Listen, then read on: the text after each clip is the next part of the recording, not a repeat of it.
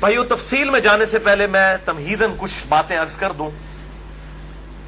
کہ صحیح بخاری میں حدیث ہے انٹرنیشنل نمبر کے مطابق 6474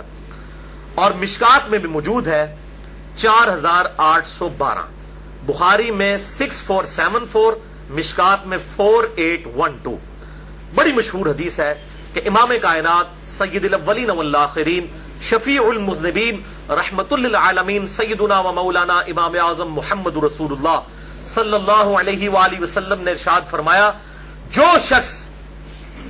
مجھے 2 چیزوں کی گارنٹی دے دے، ضمانت دے دے، نمبر 1 اپنی زبان کی اور نمبر 2 اپنی شرمگاہ کی، تو میں محمد صلی اللہ علیہ وسلم اسے جنت کی ضمانت دیتا ہوں. بہت بڑی ضمانت ہے، جنت کی گارنٹی. آپ صلی اللہ علیہ وسلم نے فرمایا مجھ سے لے لو اگر تم اپنی زبان کی اور اپنی شرمگاہ کی حفاظت کرنا.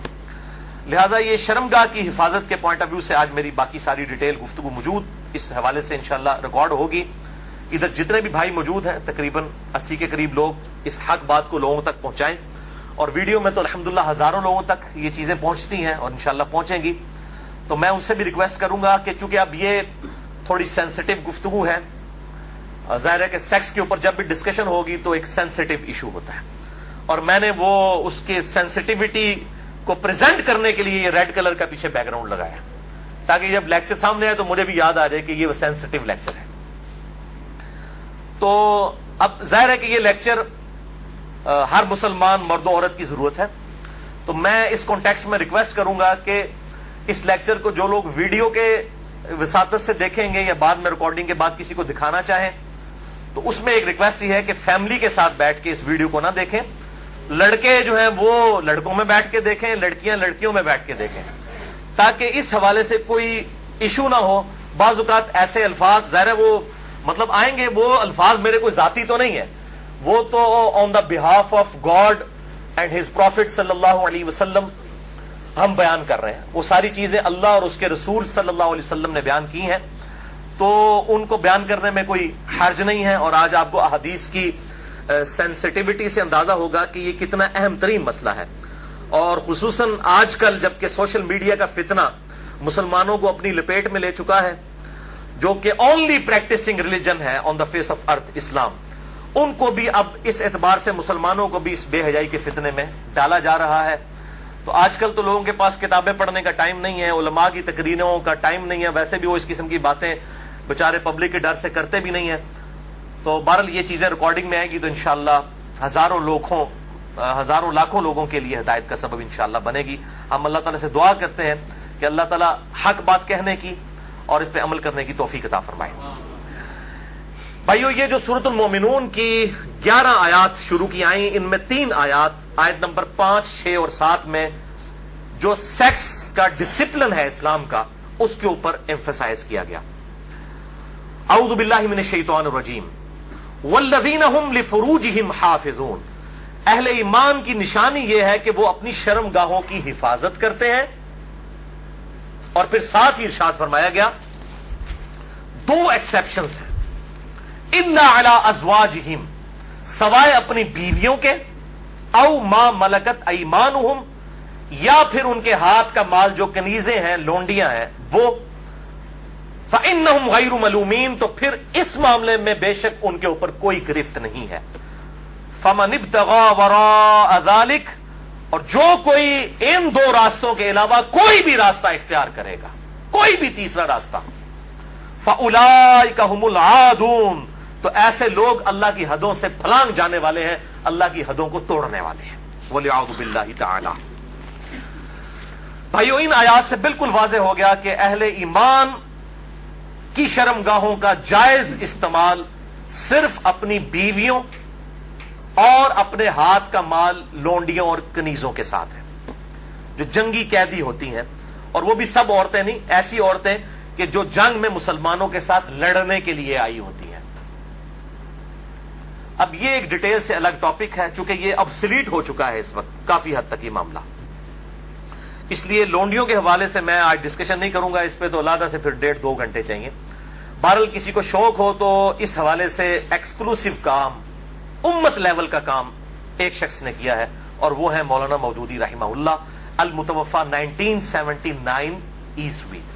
انہوں نے اپنی ینگ ایج میں، جب ان کی عمر صرف 22 سال تھی، میری الحمدللہ اس وقت 39 سال ہونے والی ہے اور لیونر ایئرز کے اعتبار سے 40 سال ہو چکی ہے، 22 سال جس وقت ان کی عمر تھی، انہوں نے کتاب لکھی الجہاد فی الاسلام، جس پہ تقریر ڈاکٹر اقبال نے لگائی تھی، اور انہوں نے کہا کہ یہ شخص مستقبل میں مسلمانوں کو لیڈ کرے گا، اور واقعی لیڈ کیا۔ تو الجہاد فی الاسلام میں انہوں نے جو لونڈیوں کا کانسیپٹ ہے، اور اس حوالے سے پوری دنیا میں فتنہ ہمیشہ اٹھایا جاتا ہے، آج کل کچھ ویڈیوز بھی آئی ہیں، مجھے بھی کافی لوگوں نے بھیجی۔ ایک وہ غیر مسلم ہے، اس وقت مرتد ہو چکا ہے، مسلمان تھا، 16 سال تک وہ مسلمان رہا، اس کے بعد وہ ارتداد کا شکار ہوا، اور اس نے مسئلہ ہی یہ لونڈیوں والا اٹھایا ہے،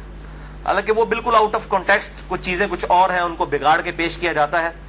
بہرحال الجہاد فی الاسلام پڑھیں، مولانا مودودی کی کتاب۔ اس حوالے سے جو ایران کے اہل تشیع نے فتنہ اٹھایا ہے نکاح متع کا، یا سعودی عرب کے اہل سنت علماء کی طرف سے، اہل حدیث کی طرف سے، یہ میں سعودیہ کے اہل حدیث کی بات کر رہا ہوں، باقیوں انڈیا پاکستان بنگلہ دیش کے اہل حدیث کی بات نہیں کر رہا،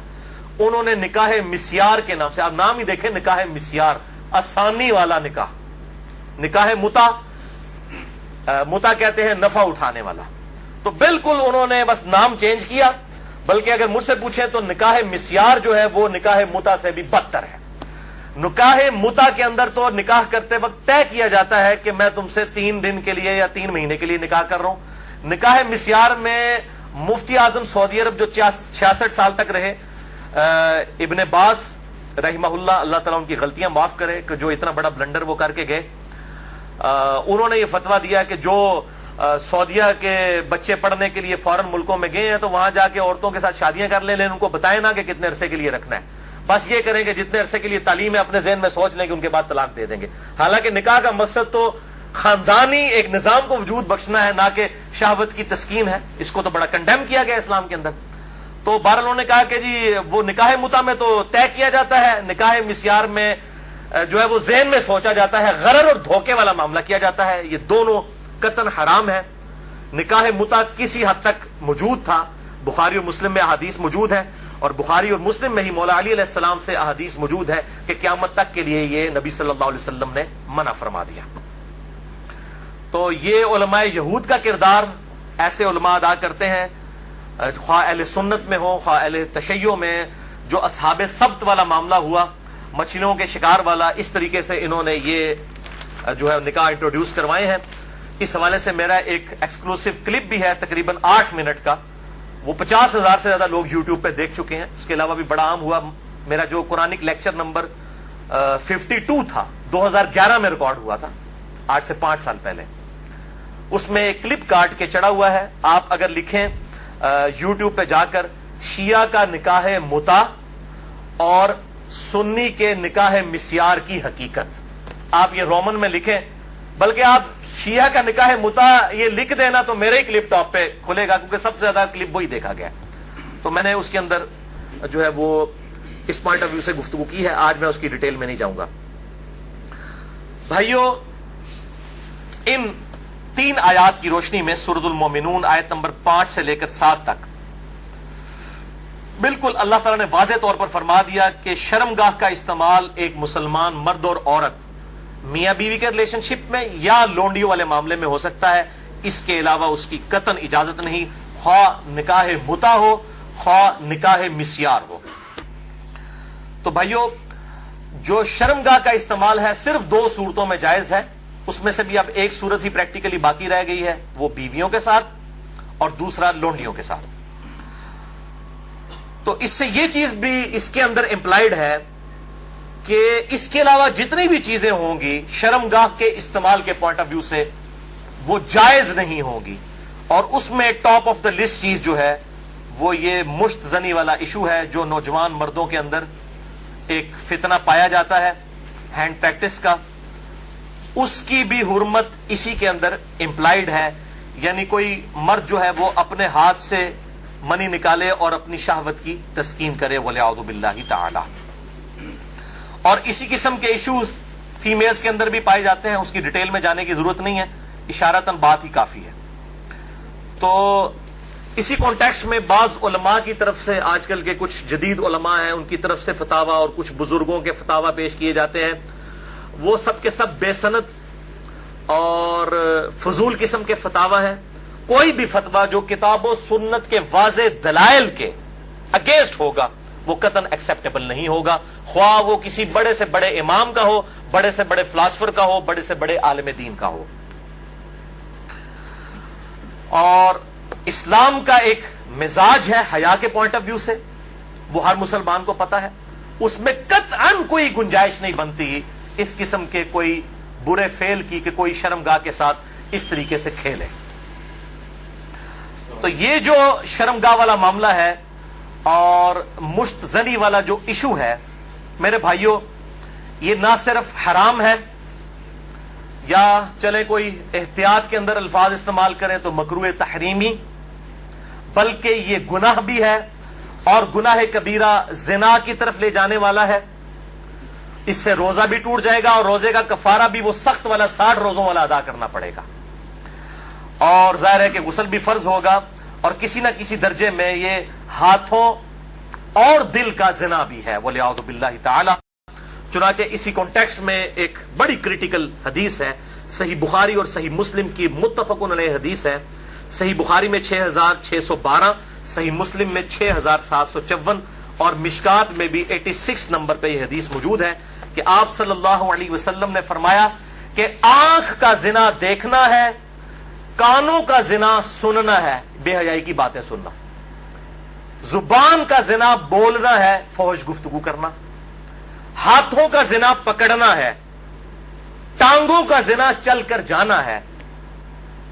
اور نفس تمنا اور آرزو کرتا ہے، اور شرمگاہ اس کی تصدیق کر دیتی ہے، وَلِعَوْذُ بِاللَّهِ تعالی۔ تعویل خاص کے اعتبار سے تو یہ زنا کے بارے میں ہے، تعویل عام میں ہینڈ پریکٹس والا جو مشت زنی کا ایشو ہے وہ بھی اسی کے اندر داخل ہے، وَلِعَوْذُ بِاللَّهِ تعالی۔ اب ظاہر ہے کہ اگر اس قسم کی بیماری میں کوئی شخص مبتلا ہے، اس کا علاج کیا ہے؟ توبہ کرے اور اللہ کی طرف رجوع لائے، اور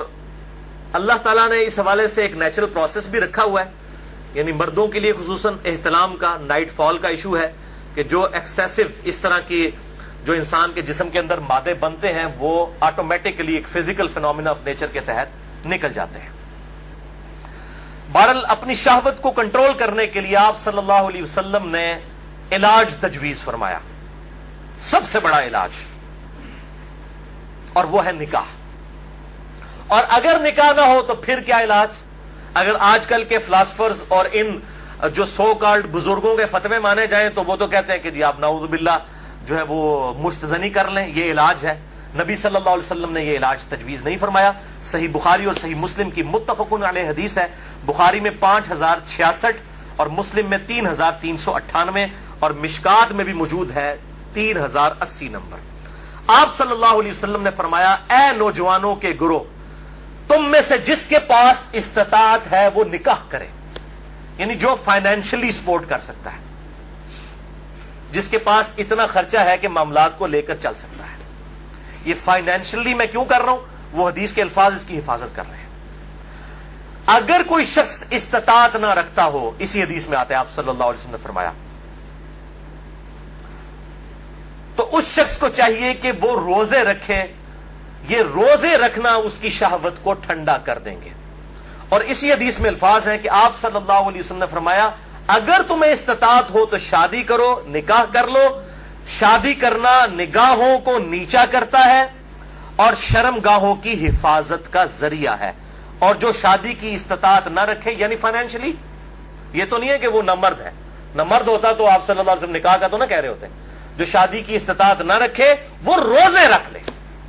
تو یہ بالکل کلیئر کٹ ہو گیا کہ صرف روزے رکھ کر اس حوالے سے شہوت کو کنٹرول کیا جائے گا اور کوئی سورس نہیں ہے۔ اور بھائیو، سوشل میڈیا کے اعتبار سے جو آج کل فتنہ اٹھا ہے، یعنی کمیونیکیشن گیپ ختم ہو چکا ہے فیس بک، یوٹیوب کے ذریعے۔ یعنی پہلے زمانوں کے اندر تو اگر کوئی لڑکی لڑکا آپس میں کسی اعتبار سے رابطہ بھی کرنا چاہتے تھے تو کوئی رابطے موجود نہیں ہوتے تھے، لیکن سوشل میڈیا اتنا بڑا فتنہ ہے کہ کوئی غیر محرم مرد و عورت آپس میں رابطہ کر سکتے ہیں، اور میں اس پہ کہتا ہوں یہ اتنا بڑا فتنہ ہے کہ اس فتنے سے صحابہ کرام علیہم رضوان کو بھی نہیں گزرنا پڑا. ان پر قتال کی شکل کا فتنہ آیا. یہ فتنہ پنجابی والا نہیں ہے, یہ عربی والا ہے, آزمائش.